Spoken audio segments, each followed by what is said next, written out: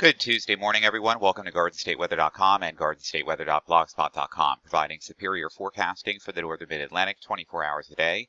Also on Twitter, Facebook, and YouTube. I'm meteorologist Robert Smith with the morning edition video forecast discussion for this Tuesday, the 7th of April, 2020.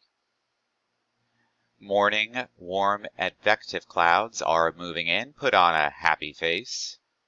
It's not going to be sunny like it was yesterday, but that's okay. A partly cloudy day will do.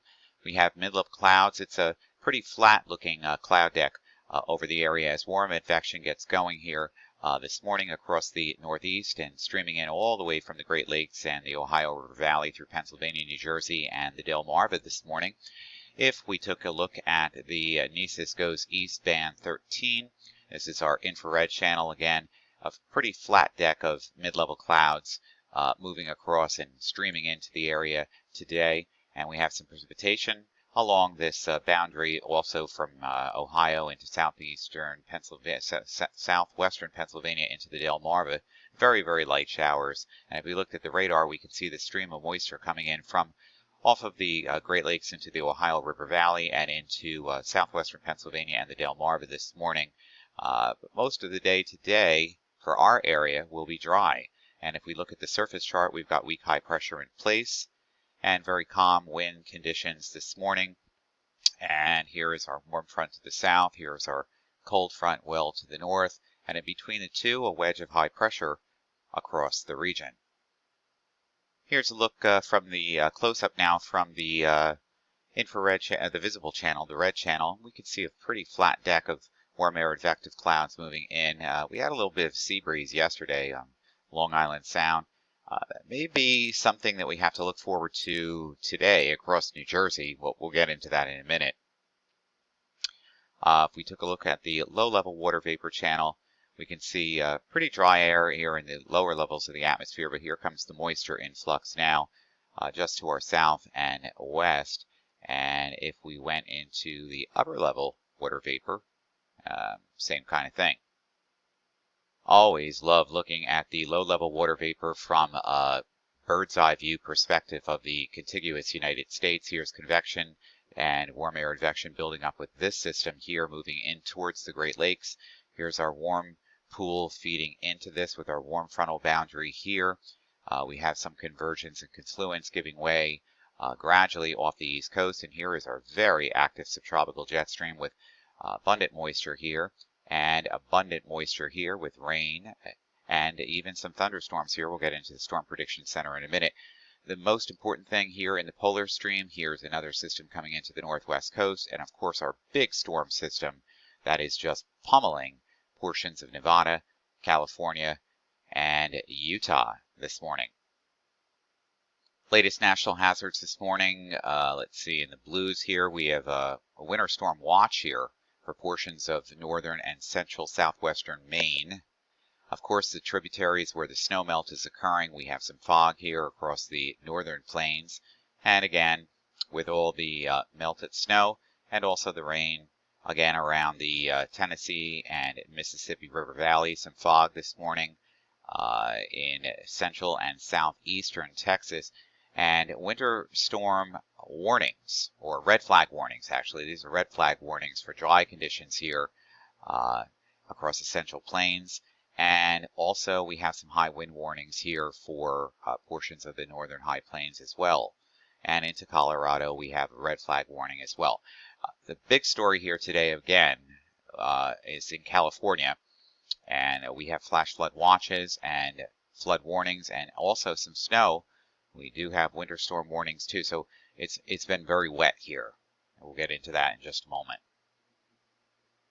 Now, this is the 72-hour precipitation totals here through this morning at 10Z.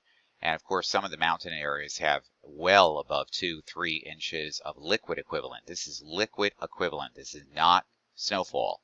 We'll get into that in just a moment. And this is the reason why we've had all this heavy rain, and that leads to flooding across the region. Some of these amounts, this is gauge corrected. So, you know, obviously there's going to be areas in here that supersede these amounts. And these are some low-lying valleys here and all the snow and rain running down, causing a lot of ponding on the roads and a lot of flooding. Now, if we looked at the last 168 hours here across the southwestern area, especially in California, where we've had 2, 3, 4 inches of rain and snow in this liquid. This is just liquid. This doesn't count as snow, and that's the reason why all of this flooding is occurring here. This is incredible. Look at the 72-hour snowfall up till about 5 a.m. this morning. Incredible. We've had feet of snow in these mountainous areas here in California, and this is the reason why eventually all of this snow is going to melt down, and that's going to produce a lot of flooding. National Weather Service guys, our buddies here in New York and Philly. Remember, we have a coastal flood statement again this is for the full moon, the astronomical full moon, the springtime moon that's coming in tonight or tomorrow, I do believe. And during times of high tide cycle, we could have astronomical tides approaching about a foot or so above where they should be. So low inundation areas would be expected to flood partially. So this is what we're looking forward to. Outside of that, there's nothing here that looks severe at all. Convective outlook for today from the Storm Prediction Center. Anywhere from Milwaukee through Pittsburgh, Cleveland, Fort Wayne, Indianapolis, Columbus, Ohio, down to Baltimore, is in a slight risk for severe thunderstorms because we just showed you that clustering of showers and thunderstorms here over Minnesota. It's diving southeast along the frontal boundary, and that could produce some thunderstorms in a slight category here, marginal category through central New Jersey from Philadelphia all the way towards Milwaukee, Virginia Beach, Raleigh, and then back around to St. Louis, Missouri once again. Mid-morning here, approaching the 11 o'clock hour, 10:45 or so. We've got temperatures that are mild in the upper 50s right now, approaching the lower 60s in spots. The minimums today, well, we had some cloud cover overnight, so nothing really too bad. It started out pretty chilly in northwest Jersey. Again, these are the valley areas, High Point again, and Sandyston and Walpack. You always get this here. But everybody else was basically in the 40s, but we did have a few 30s too, here in Ocean County at Berkeley Township, and also here in Red Lion. So we did have some 30s, until the clouds started coming in. And right now, let's take a check of the dew point. Dew points are not too bad. They're coming up. And the relative humidity, well, that's coming up too. But it's still quite dry, so, the lower layers of the atmosphere are pretty good right now with these dry relative humidities. Right now, the wind speeds are they're onshore already. In central and southern New Jersey, they're from the northwest in the north and the southwest here. So that means we have that dividing line where we are having, probably going to see a sea breeze front develop in this area again today. We'll be looking at that later this afternoon on Doppler with the mixing of the day. And that just means the warm front is trying to make its way north across the region, bringing those temperatures to the nice 60s again for today. And the I-95 New Jersey regional temperatures over the next 7 days. Don't forget, this is during Passover and Easter. We start out today in the low to mid 60s. Cooler right along the immediate oceans here on the Long Island Sound and also across coastal New Jersey. We'll see how far this sea breeze front gets in later this afternoon.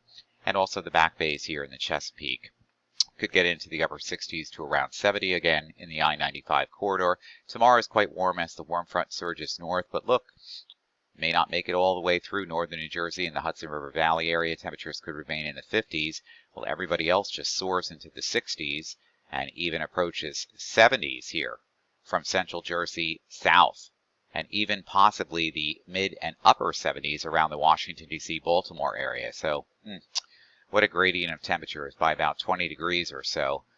And then everything starts to fall apart as the cold front comes through for Thursday. We'll get into the precipitation in just a moment. Temperatures fall back into the 50s and low to mid 60s as you head from northeast to southwest. And then by the time we get to Friday, well, it's chilly everywhere. Temperatures are again below normal in the 50 to 55 degree range. And that's below normal for this time of the year. And again, the same kind of story for Saturday. Temperatures in the 50s and to near 60 in the south. And by Sunday, we warm it up on Easter again. Temperatures in the low to the mid 60s across the region. Looks like Sunday is going to be dry right now. That's not the story for Monday. And Monday right now could be warm, but still looks wet to me. Temperatures in the mid 60s across the region. I always show this in the post, but I never really do it live in video form. These are the anomalous high temperatures. So today we're running about 5 to 7 degrees, even 8 degrees above normal. Some spots getting 10 to 11 degrees above normal in the Hudson River Valley. Tomorrow, we're 2 to 15, 16 degrees above normal, depending on your location from northeast to southwest. Notice the gradient where the temperatures are just a degree or two above normal in Connecticut, but they're like 15 to 16 degrees above normal in the Washington, D.C., Baltimore area. So you get the story here. And then, of course, on Thursday, we're below average to slightly above average. And by the time we get to Friday, that's where everything falls apart. Everything falls apart. That's where temperatures are well below normal. Saturday, they're still continuing to be below normal. And on Sunday, well, they're getting back above normal in the northeastern New Jersey, New York City metro area, the Connecticut River Valley, the Hudson River Valley area, just about above normal everywhere else. And by the time we get to a Monday, we're still running above normal again. Roller coaster. Okay, we'll start out with the NAM model. Again, on a northwest flow aloft and a southwest flow at the surface here along this frontal boundary. Northwest flow to the north, southwest flow along this boundary here. We're going to find some showers from this meso low here over Michigan this morning, getting into Pennsylvania, the I-95 corridor, just south into Virginia later today. A few of these storms could reach New Jersey late tonight, early tomorrow morning, and there could be a few heavy brief downpours here, according to the model, and that looks possible. These are discrete cells. They'll be moving through pretty quickly, maybe 1/10 of an inch of rain. The bigger story is where the warm front lies tomorrow morning. We're already finding the low over southwestern Pennsylvania here with its convective look to the to the showery weather here in the rain. So that's lifting north, and at the same time where this warm front lies, the boundary is moving off the coast, and here comes the cold front now. This looks interesting because this looks like it's developing into a squall line by the time we get to Thursday morning, and by the time we get to Thursday afternoon, it's knocking on your back door here across the Hudson River Valley, eastern Pennsylvania, the Delaware Water Gap, all the way down through the I-95 corridor. This could contain some strong thunderstorms in this line, and looks like this line to me looks, with these thicknesses here and this differences here to this looks like a wind, this looks like a squall line. So, there could be outflow boundaries with wind damage. We'll have to look at that. It's going to be impressive. European model guidance, which is a macro scale, model, global model, but does show on Thursday afternoon that squall line or broken line of showers and perhaps embedded thunderstorms. Can't rule that out. And let's see what the rest of the model does. It takes that storm system and winds it up. Look at all this snow again, forecasted over southeastern Canada, and of course Maine, and parts of New Hampshire. So yeah, there's still snow in the air, and there'll be snow on the ground in these locations, and it is approaching mid-April. We can see by the tightly packed isobars that we're going to have very windy conditions around here Thursday night and Friday. We back this up, we're already developing that northwesterly flow by the time we get to Friday. And with that storm system, really intensifying here off the coast of Maine, here comes the northwest flow, the tightly packed isobars, the downstreamers of cold air rushing off the lakes here. Could be some sleet, wet snow across Lake Erie, Lake Ontario here. We're not over and done with yet, right, folks? It is April. And finally, everything begins to slightly relax, but it's going to be windy for about a day or two. I get you that. I guarantee you that, and there'll be wind gusts with that goes with it. And then, of course, the European guidance by Sunday keeps everything dry. Aha. But, listen, that's where things get interesting as this low heads up towards the Great Lakes and St. Lawrence River Valley, draws a cold front. It's occluding here. Draws a cold front through the area. Could be some heavy downpours here on Monday across the northern mid-Atlantic, especially in New Jersey, and then it heads out to sea. This is from last night's model run. Then another cold front comes through, another upper level low. This busy pattern. Busy, busy, busy. We talked about this in the video last night and also on some of our blogs yesterday as well on gardenstateweather.blogspot.com, of course. This is a Canadian model for Monday, okay, showing northern southern stream merging with heavy rainfall on Monday. This would be for 12Z on Monday, the day after Easter. So, you know, the European model guidance has separated these a little bit. The GFS has separated a little bit. The idea here is that they're all coming into some kind of consensus of some kind of a storm here, either through the Appalachian Mountains or right along the coast in the I-95 corridor. So, you know, time will tell, but definitely the signal on all model guidance is here for next Monday. And this pattern reminds me of the Doobie Brothers. It keeps you running. Well, it does. Meteorology definitely does. Meteorology and music, actually, are synonymous to me, and they do keep me going. And, well, you know, if I didn't have these things in my life, I'd go out of my mind like everybody else is right now with this COVID-19 worldwide epidemic. Stay safe out there. You know the deal. Don't be a knucklehead. Remember what Murphy said. Don't be a knucklehead or a jackass. Do the right thing, folks. For GardenStateWeather.com, GardenStateWeather.blogspot.com, Twitter, Facebook, YouTube. I'm meteorologist Robert Smith. We'll be back this afternoon. Have a great Tuesday.